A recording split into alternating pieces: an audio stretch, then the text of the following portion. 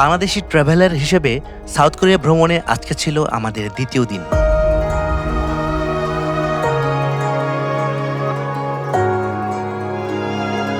রাজধানী সিউল থেকে ফ্লাই করে আমি আর আমার ভ্রমণসঙ্গী আফজাল আজকে চলে যাব সাউথ কোরিয়ার সব থেকে আকর্ষণীয় ডেস্টিনেশন জেজু আইল্যান্ডে।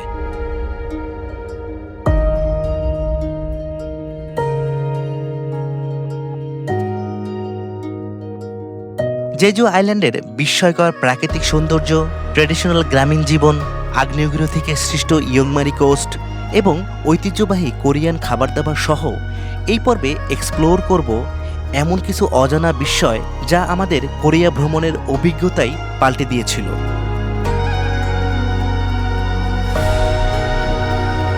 চলুন তাহলে মূল গল্প শুরু করা যাক।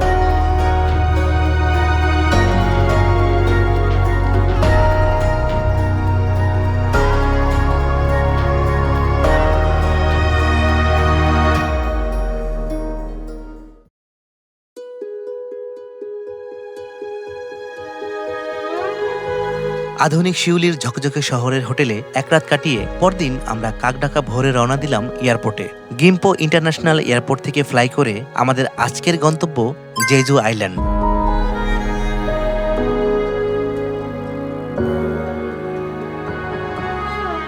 সাউথ কোরিয়া ট্রাভেল প্ল্যানে এই জেজু আইল্যান্ড ছিল আমাদের সবচেয়ে আকর্ষণীয় গন্তব্য। জেজু আইল্যান্ডের উদ্দেশ্যে আমাদের ফ্লাইট টাইম ছিল সকাল 7:30টায়, কিন্তু নতুন দেশ, নতুন সিস্টেম এবং ভাষাগত জটিলতার কারণে আমরা কিছুটা আগেই রওনা হয়েছিলাম এয়ারপোর্টের উদ্দেশ্যে, এবং এর সুফল আমরা বুঝতে পেরেছিলাম এয়ারপোর্টে পৌঁছানোর পর।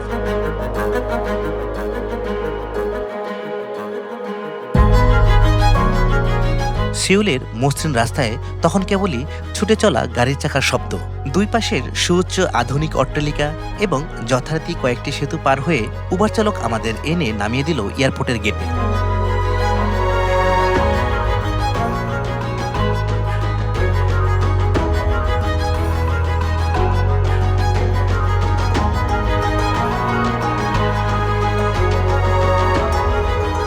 গিম্পো ইন্টারন্যাশনাল এয়ারপোর্টে পৌঁছে আমরা জানতে পারলাম আমরা ভুল জায়গায় চলে এসেছি।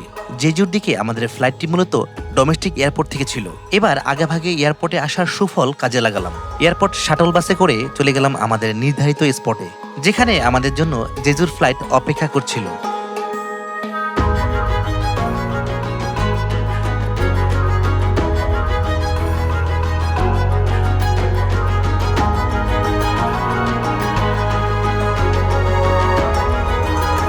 এয়ারবুশনের একটি ফ্লাইটে করে আমরা উড়ে যাচ্ছিলাম জেজুর দিকে।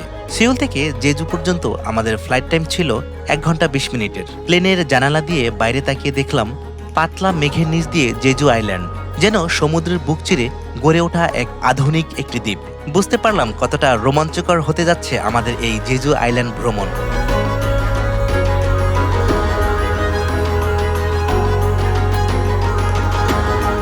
প্রায় 1.5 ঘন্টা ফ্লাইট টাইম শেষ করে আমরা এসে পৌঁছালাম জেজু এয়ারপোর্টে।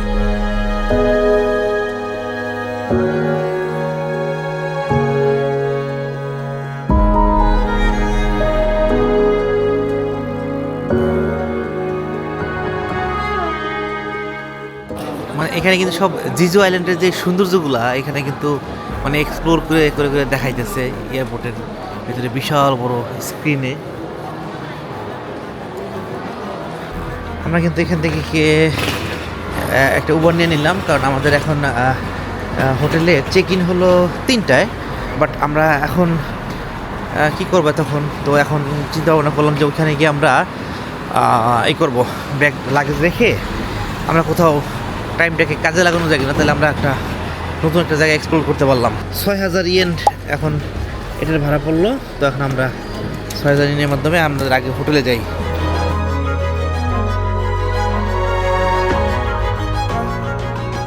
এয়ারপোর্ট ফর্মালিটিস শেষ করে আমরা একটি উবার নিয়ে ছুটে চললাম আমাদের হোটেলের উদ্দেশ্যে। এবার যেন সম্পূর্ণ ভিন্ন এক পরিবেশে এসে পড়লাম আমরা। শিউলের মতো এখানে আকাশচম্বী কোনো ভবন চোখে পড়ছিল না, পরিবর্তে চারপাশের সবুজের সমাহার আমাদের মুগ্ধ করল।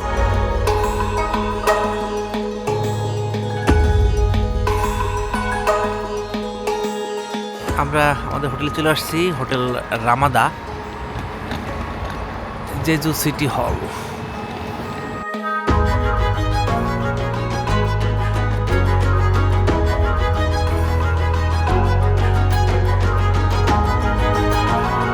পুরো কোরিয়াতেই গেস্টদের জন্য হোটেলে চেক ইন টাইম হচ্ছে বিকেল 3টা। আমরা বেশ খানিকটা সময় আগেই চলে এসেছিলাম, তাই রিসেপশনে কথা বলে আমরা আমাদের লাগেজগুলো রেখে বের হয়ে পড়লাম জেজু আইল্যান্ড ঘুরে দেখার জন্য।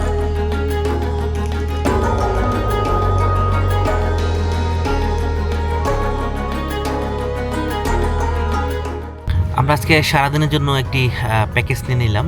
তো আমাদের এখানে টাকা লাগছে 860 রিয়ালের মতো, কারণ আমরা মাত্র 2 জন। কারণ এই টাকাটাতে আমরা কিন্তু 5 জন এই ট্যুর করতে পারতাম আজকে সারাদিন, বাট যেহেতু আমরা আজকে 2 জনই আছি, যে কারণে আমাদের অনেক বেশি টাকা পড়তেছে খরচ।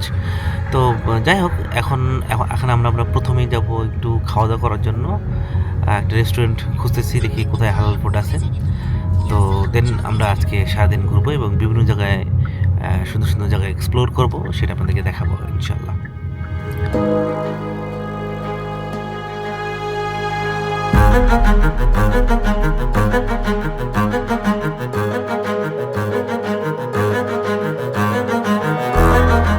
কোরিয়াতে আপনারা চাইলেই যেখানে সেখানে রেস্টুরেন্টে ঢুকে খেতে পারবেন না, যদি আপনি হালাল রেস্টুরেন্টে খেতে চান। আমরাও তাই গুগল করে একটি হালাল রেস্টুরেন্টের খোঁজ করছিলাম।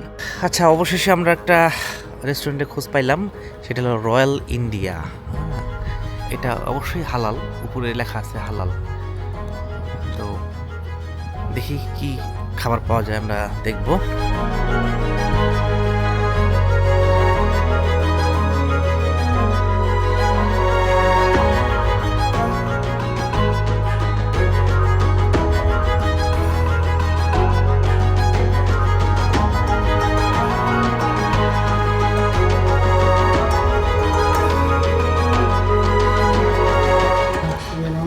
আচ্ছা, ও হলো আমাদের কাছে আসছে, কারণ আমরা এখন খাবারের অর্ডার দেবো, বাট কিন্তু ও আমাদের কাছে এখানে এসে দেখাইতেছে আজকে কোথায় কোথায় যাব, ওগুলোই দেখাইতেছিল ম্যাপে।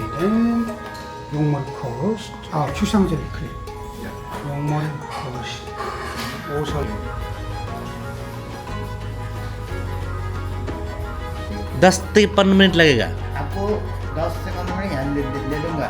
कोई मुश्किल नहीं, आपको खाने में 10 मिनट लगेगा। बट खाने अच्छा लगेगा। आप दोबारा बोलेंगे कैसे बना। ओके, ठीक है ठीक है ठीक है।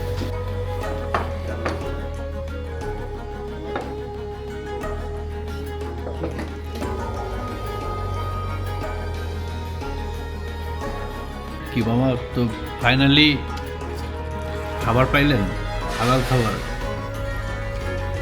অনেক খুঁজে পাওয়া গেল, আলহামদুলিল্লাহ খাবার ভালো, খারাপ না।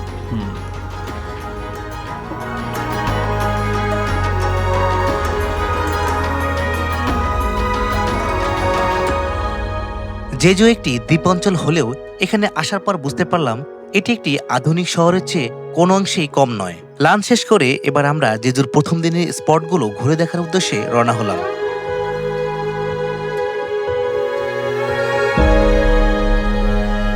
গাড়ি ছুটে চলছিল শহরের ভিতর দিয়ে। খুব সিমসাম আর পরিষ্কার পরিচ্ছন্ন একটি শহর, সেই সাথে ভীষণ চুপচাপ, কোথাও কোনো গাড়ির হর্ন বা কোলাহল ছিল না। শহর ছেড়ে কিছু দূর যেতেই আমরা এবার প্রকৃত দ্বীপের ফিলটার জন্য পাচ্ছিলাম। বুঝতে পারছিলাম এবার আমরা ধীরে ধীরে পাহাড় এবং সমুদ্রের কাছে চলে যাচ্ছি। আজকে আমরা প্রথম যেই ডেস্টিনেশন আমাদের, সেটা হলো জংবং ওয়াটারফল। তো এখানে আমরা প্রথমে যাব, কারণ আমরা আজকে মোটামুটি 5টা প্লেসে আমরা ঘুরবো। তো আফজাল, এই প্লেস সম্পর্কে তোর কোনো আইডিয়া আছে নাকি জাস্ট শুধুমাত্র হলো গুগল থেকে বের করে আমরা যাচ্ছি আর কি? কাইন্ড অফ ওরকমই, কারণ আমাদের আজকে হাফ ডে একটা ট্রিপ, তো আচ্ছা আচ্ছা, সেক্ষেত্রে আজকে দিনটা যেন ফ্রি না যায়, তো আমরা চাইছিলাম আর কি। কিন্তু আগামীকালকে তো আমাদের হলো একদম পূর্ণাঙ্গ একটা প্যাকেজ আছে।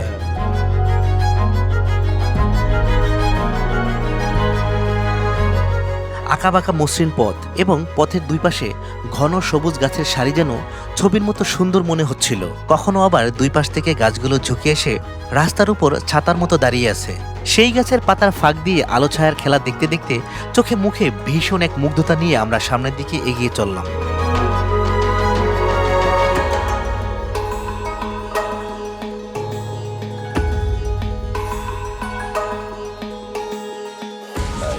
ওয়াও, মানে অসাধারণ দৃশ্য। এগুলো হলো এখানে, এটাকে বলে হলো মঙ্গোলিয়ান হর্স। তো এখানে ওয়াও,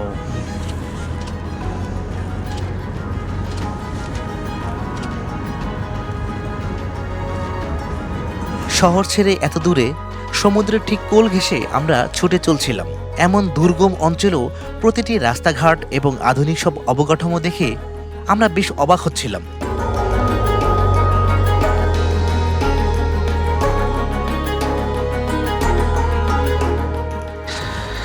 আমরা একটা কফি শপের সামনে দাঁড়িয়ে পড়লাম এবং এখান থেকে দেখা যাচ্ছে যে দূরে ওইখানে একটি আগ্নেয়গিরি ছিল, তো এখন মৃত অবস্থায় আছে। আর যে কারণে একটু দেখানো যে এই মানে একটা কফি শপে আমরা দাঁড়াইলাম, এত সুন্দর করে গোছানো, সাজানো গোছানো, মানে খুবই চমৎকার। আসলে ভালো লাগলো তখনই। বাইরে এখানে যে ভিতরে গেলে অনেকে কিন্তু বসে কফি খাচ্ছে, যখন দেখা যায় যে ছোট অল্প ভিতরে যখন সাজানো গোছানো থাকে, যে এখান থেকে হলো অর্ডার করতে হবে, আর ভিতরে যে ওরা কফি বানাই আমাদের জন্য রেডি করতেছে। এই তো এই সুন্দর পরিবেশগুলো আপনাকে অবশ্যই মুগ্ধ করবে, কারণ এই ধরনের রাস্তাঘাট, এই ধরনের পরিবেশ, ন্যাচারাল যে একটা ভিউ, এগুলো আপনাকে মানে মুগ্ধ করবেই। কারণ এত মনে হয় কি যে আসলে সবাই মানে কোনো ছবির ক্যানভাসে এঁকে রাখছে, মানে এত সুন্দর করে, মানে মনে হয় না যে এটা কোনো আমি আসলে বাস্তবে দেখতেছি, মানে পুরোটাই মনে হয় কি যে ছবির ভিতরে আছে আমি।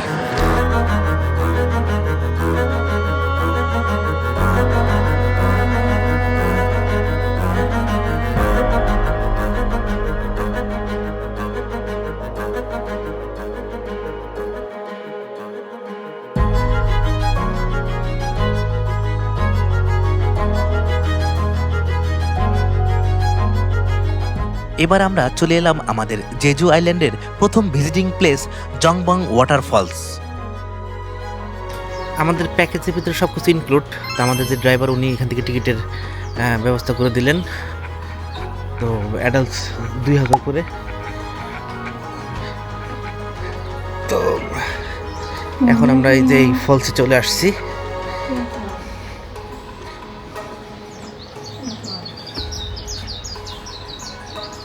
ওয়াও, সৌন্দর্যর আর কি বর্ণনা করা কঠিন এইখানে।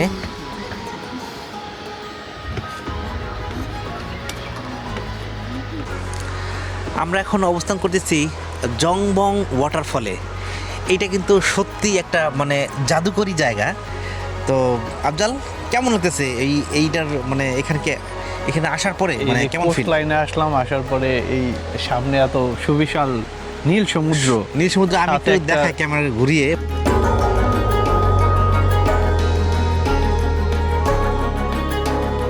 প্রায় 23 মিটার উঁচু এই জলপ্রপাত শত শত বছর ধরে অবিরাম গর্জন করে ছুটে চলেছে সমুদ্রের দিকে।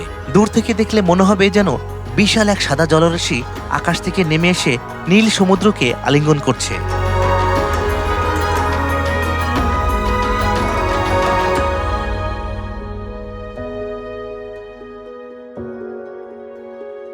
পৃথিবীতে এমন জলপ্রপাত খুব কমই আছে যেখানে পাহাড় থেকে নেমে আসা পানি সরাসরি গিয়ে মিশেছে সমুদ্রের বুকে। আর সেই বিরল সৌন্দর্যের নামই হলো জেজু আইল্যান্ডের এই জংবং ওয়াটারফলস।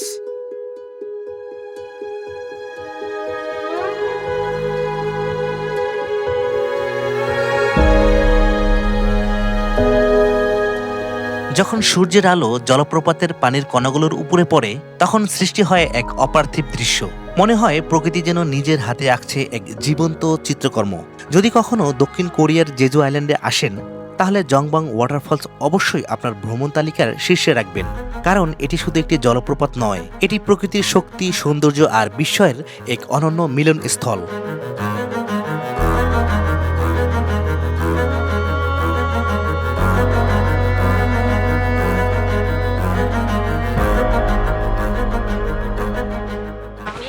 আমাদের কিন্তু ওয়াটারফলগুলো দেখা শেষ হয়ে গেল। আমরা আরেকটা সুন্দর স্পটে যাব, সেটাও খুবই বিখ্যাত এবং অনেকেই যায়। সেটা হলো ওয়েদলছে রক। ওয়েদলছে রক। বিশেষ করে এখানের যে নামগুলো ওদের এটা খুব প্লেসের কঠিন, তবে যতটুকু খুবই কঠিন। জানতে পেরেছি এইটা হলো হ্যাঁ ওয়েদলজে রক। এটা হলো পাথরটা হলো ড্রাগনের মাথার মতো অনেকটা, তো ওইটাই আমরা এক্সপ্লোর করবো এরপরে। তো চলুন সাথে থাকুন, দেখতে থাকুন কোরিয়ার সৌন্দর্যগুলো। প্রচণ্ড কষ্ট, শির ভাই উঠতে উঠতে একদম গলা শুকিয়ে গেছে। আমরা একটু কি খেয়ে থাকবো? এগুলো কমলার দোকান, এখানে ফ্রেশ কমলা। ওয়াও, দারুণ। এটা হলো মজা। দারুণ দারুণ, মনে হয় কি রস বেশি, এত বেশি রস।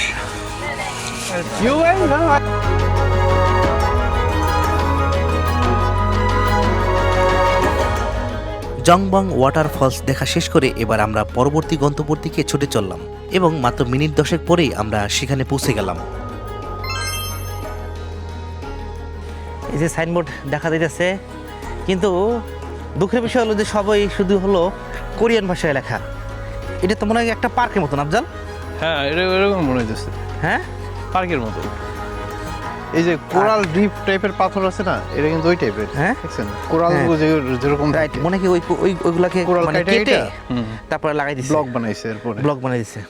ওয়াও, এই যে একটা ওহো বিশাল বিশাল কিন্তু এই যে কমলা গাছ আর কি। ওয়াও, কমলা ঝুলে আছে, কিন্তু একদম এই যে কমলা গাছে কমলা ঝুলে আছে। ন্যাচারাল পরিবেশ কাকে বলে বুঝছিস? এটা কোরিয়াতে না আসলে বোঝা যাবে না। ওয়াও, মানে মানে স্ট্রাকচারটা দেখেন, এই যে মানে এই সুন্দর জায়গাগুলোকে আসলে আপনি কিভাবে বর্ণনা করবেন না। আর এইখানে আসলে আপনার মুখ থেকে মনে হয় কি যে অটোমেটিকলি কিন্তু বের হয়ে যাবে আলহামদুলিল্লাহ আলহামদুলিল্লাহ আলহামদুলিল্লাহ, এত সুন্দর। তো এই যে জাস্ট ভিউ, মানে ওয়াও, মানে এটা ওয়াও বললেও মনে হয় কম হবে।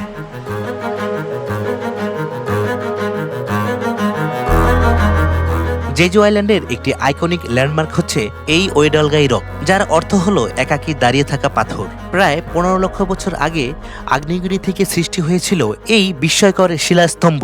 স্থানীয় একটি গল্প অনুযায়ী বহু বছর আগে এক জেলে ঝড়ের মধ্যে সমুদ্রে হারিয়ে যান। তার স্ত্রী প্রতিদিন এই উপকূলে এসে অপেক্ষা করত প্রিয় মানুষটির ফিরে আসার আশায়, কিন্তু তিনি আর কখনো ফিরে আসেননি। বলা হয় সেই অপেক্ষার প্রতীক হিসাবে এই একাকী পাথরটি আজও দাঁড়িয়ে আছে সমুদ্র দিকে তাকিয়ে। আর তাই অনেকেই এই পাথরকে ভালোবাসা, ধৈর্য এবং আশার প্রতীক বলে মনে করেন।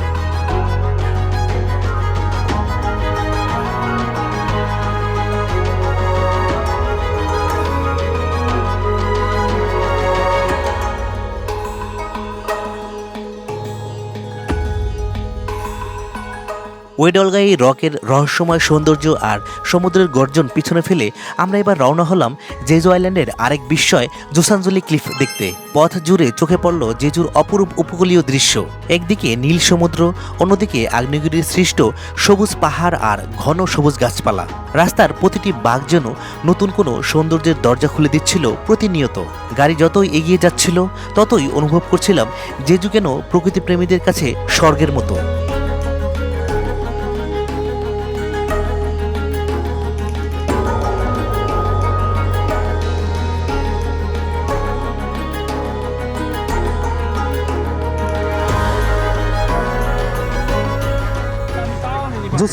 জোসানজলি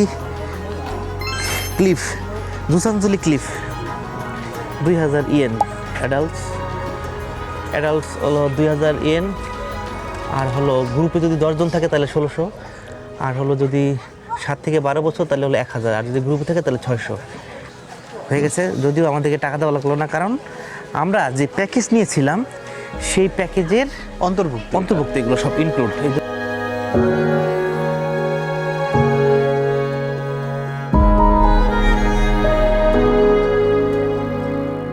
প্রকৃতি যে কখনো কখনো পৃথিবীর সবচেয়ে দক্ষ স্থপতির ভূমিকায় অবতীর্ণ হয় তার এক অসাধারণ প্রমাণ দেখতে আমরা এসে পৌঁছালাম জোসানজলি ক্লিফে। প্রথম দেখাতেই মনে হতে পারে বিশাল বিশাল পাথরের স্তরগুলো যেন কোনো প্রকৌশলী নিখুঁতভাবে কেটে একটির পর একটি সাজিয়ে রেখেছেন। কিন্তু অবিশ্বাস্য হলেও সত্যি যে এগুলো মানুষের তৈরি নয়, সম্পূর্ণ প্রকৃতির সৃষ্টি।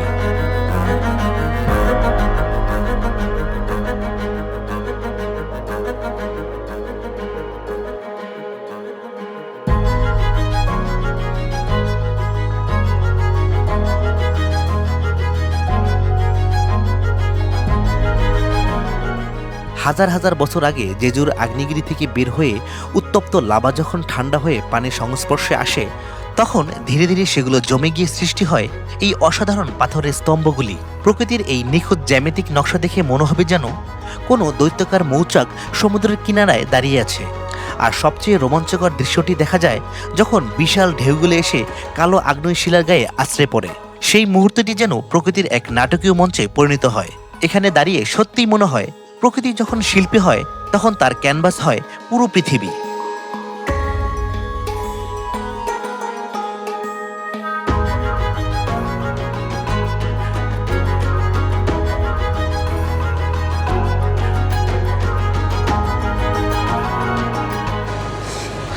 আমরা আমাদের পরবর্তী গন্তব্য ইয়ংমারি কোস্ট, ওখানে চলে যাচ্ছি।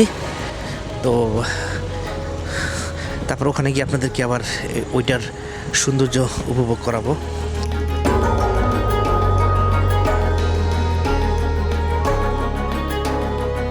জোসানজুলি ক্লিফের সেই অবিশ্বাস্য আগ্নেয়শিলার স্থাপত্য আর সমুদ্রের গর্জনময় সৌন্দর্য উপভোগ করে আমরা এবার ছুটে চললাম জেজুর আরেকটি বিস্ময়কর গন্তব্য ইয়ংমারি কোস্টের দিকে।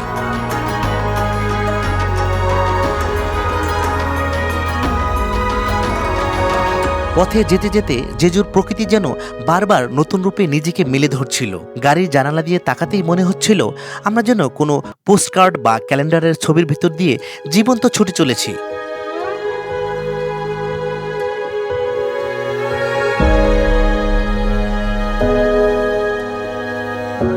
পরিষ্কার রাস্তা, পাহাড় আর সমুদ্রের মায়াবী মেলবন্ধন পুরো যাত্রাটিকে করে তুলেছিল অসাধারণ উপভোগ্য। আমরা যতই দক্ষিণ পশ্চিম উপকূলের দিকে এগোচ্ছিলাম ততই বদলে যাচ্ছিল প্রকৃতির রং আর দৃশ্যপট। সামনে অপেক্ষা করছিল এমন একটি জায়গা যেখানে হাজার হাজার বছরের বাতাস, বৃষ্টি আর সমুদ্রের ঢেউ মিলে তৈরি করেছে এক অবিশ্বাস্য ভূতাত্ত্বিক শিল্পকর্ম। আমরা কিন্তু চলে আসছি ইয়াংমারি কোস্টে এবং গাড়ি থেকে নামার সাথে সাথে দেখুন কী অবস্থা, মানে এমন সুন্দর একটা ভিউ, মানে এটাতে মনে হয় কি আপনি তাকায় থাকতে হবে অনেকক্ষণ যাবত। আর এই পাহাড়টার স্ট্রাকচার এমন অনেকটা, আমি যখন শ্রীলঙ্কায় গিয়েছিলাম অনেকটা ডাম্বুলার পাহাড়ের স্ট্রাকচার।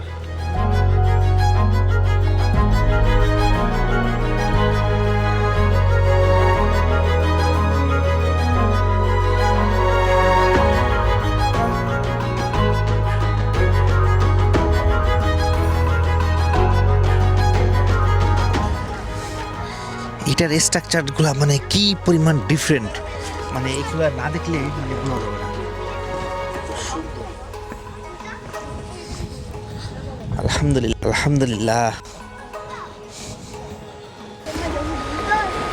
আমি যতই দেখতেছি ততই মুগ্ধ হইতেছি, আর মনে হয় কি যে আগেরগুলো থেকে এইটা আরও বেশি সুন্দর, এবং প্রত্যেকবার তাই মনে হইতেছে।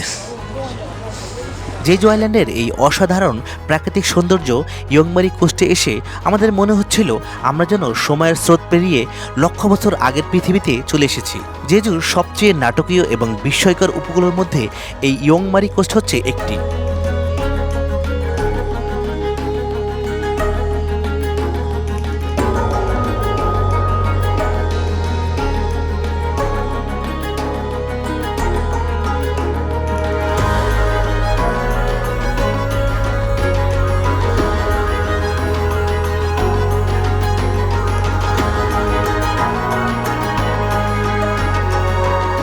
এটা আবার কি? এখানে বিক্রি করতেছে হ্যাঁ, সি ফুড। হ্যাঁ, এটা আমি দেখছি, বুঝছো ইয়েতে শামুক টাইপের। এটা সিজন।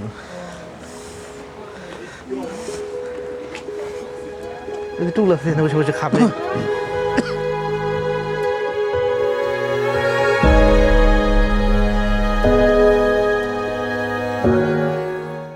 ইয়ংমারি নামটির অর্থ হলো ড্রাগনের মাথা। স্থানীয় কিংবদন্তি অনুযায়ী দূর থেকে এই উপকূলের আকৃতি দেখতে অনেকটা সমুদ্রের দিকে এগিয়ে যাওয়া বিশাল এক ড্রাগনের মাথার মতো। আর সেই কারণেই এর এমন রহস্যময় নাম। কিন্তু এখানকার সবচেয়ে বড় আকর্ষণ শুধু এর নাম নয়, বরং এর অবিশ্বাস্য ভূতাত্ত্বিক ইতিহাস। হাজার হাজার বছর আগে সমুদ্রের তলদেশে জমতে থাকা বালু, পলি আর আগ্নেয়গিরির উপাদান ধীরে ধীরে শক্ত হয়ে তৈরি করেছে এই বিশাল স্তরগুলো।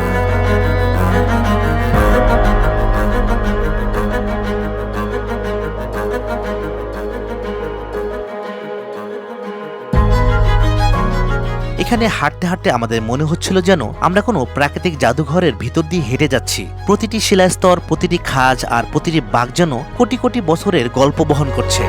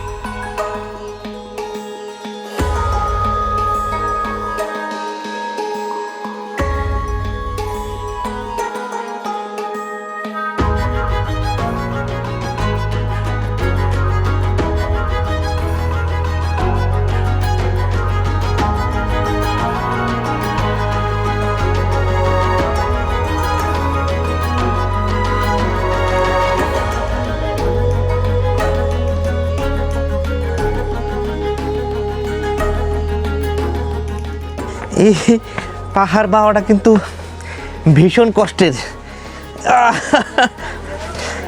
কিন্তু সৌন্দর্যের কথা যখন ভাবি তখন এই কষ্ট মনে হয় না, বুঝছিস? মানে অনেক কষ্ট হইলেও বাট যে ফিলিংস এটা আসলে বোঝানো সম্ভব না। অনেক সুন্দর জায়গা, এগুলো সব কষ্ট। একটু কষ্ট করতে হবে, সুন্দর একটু কষ্ট করে উপভোগ তো করতে হবে। আলহামদুলিল্লাহ, খুব সুন্দর করছি। প্রকৃতির এক অপার বিস্ময় ইয়ংমারি কোস্ট ভিজিট শেষ করে আমরা এবার পরবর্তী গন্তব্যের দিকে ছুটে চললাম। আমাদের এবারের গন্তব্য ছিল একটি টি মিউজিয়াম, অর্থাৎ চায়ের জাদুঘর, যেখানে জেজুর প্রকৃতি আর কোরিয়ার চা সংস্কৃতির এক অপূর্ব মেলবন্ধন তৈরি করেছে।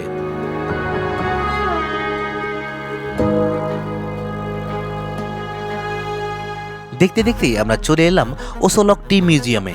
2001 সালে প্রতিষ্ঠিত এই স্থানটি ছিল দক্ষিণ কোরিয়ার প্রথম চা জাদুঘর, যার মূল উদ্দেশ্য ছিল কোরিয়ার ঐতিহ্যবাহী চা সংস্কৃতিকে বিশ্বের সামনে তুলে ধরা।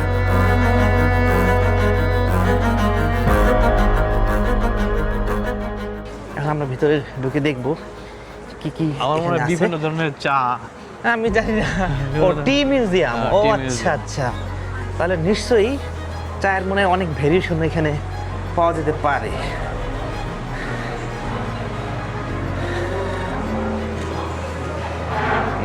এই মিউজিয়ামে চলে আসছি, তবে ওয়াও, মানে এটা একটা চেইন সিস্টেম মনে কাজ চলতেছে চায়ের। এটা হলো চায়ের একটা শপ। ওকে আফজাল, এখানে বিভিন্ন ধরনের কিন্তু চা আছে। এখানে আমরা চা টেস্ট করে দেখতে পারবো।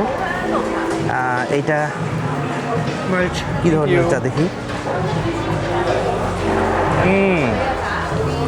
এটা হলো পোলট্রি, মাচা, হ্যাঁ মাচা লাতে। ওকে, ওসলো। এইটার কিন্তু মানে বিভিন্ন ক্যাটাগরির চা এখানে পাওয়া যায়, তো এখান থেকে কেনার অপশন আছে আর কি। এখানে কিন্তু বিভিন্ন ক্যাটাগরির মানে এই চা আছে, মানে কিভাবে এখানে ই করা হয় সব কিছু এখানে।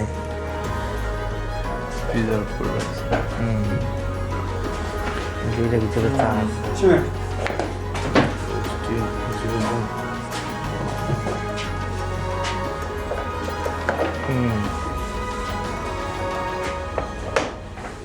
এই যে এখানে চা,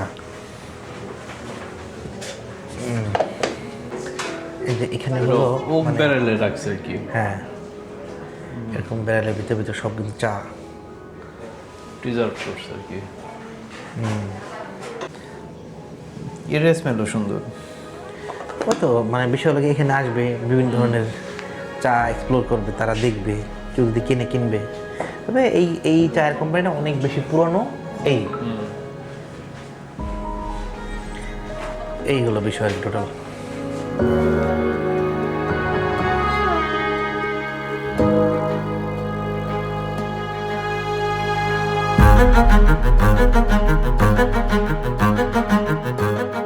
টি মিউজিয়াম ভিজিটের মধ্য দিয়ে মূলত আমাদের আজকের প্যাকেজটির ঘোরাঘুরি শেষ হওয়ার কথা ছিল, কিন্তু আমাদের ড্রাইভার কাম গাইড জানালো প্যাকেজের বাইরে সে এবার আমাদের আরও একটি স্পটে নিয়ে যাবে, আর সেটি হলো জেজু আইল্যান্ডের জনপ্রিয় হালিম সি বিচ। সেখান থেকে সন্ধ্যার সূর্যাস্তের দৃশ্য নাকি অসাধারণ। ড্রাইভার সাহেবের এই প্রস্তাবে আমরা ভীষণভাবে কৃতজ্ঞতা বোধ করলাম।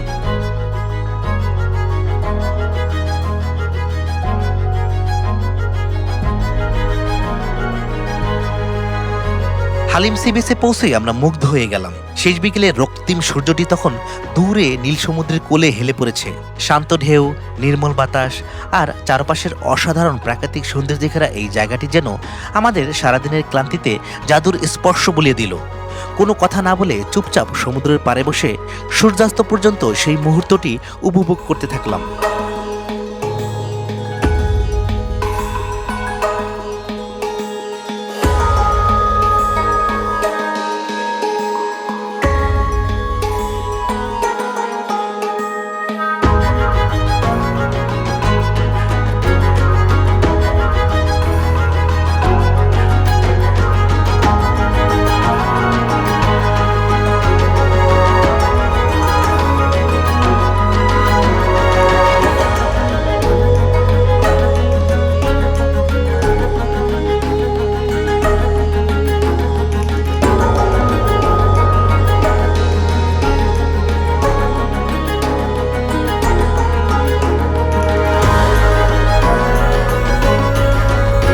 পরদিন আমরা জেজু আইল্যান্ড ভ্রমণে গিয়েছিলাম কোরিয়ার গ্রামীণ জীবন দেখতে ট্রেডিশনাল ভিলেজে। অভিজ্ঞতা নিয়েছিলাম কোরিয়ান ট্রেডিশনাল খাবারের, সেই সাথে আরও এমন কিছু প্রাকৃতিক বিস্ময় এবং অভিজ্ঞতার গল্প আপনাদের শোনাবো আগামী পর্বে।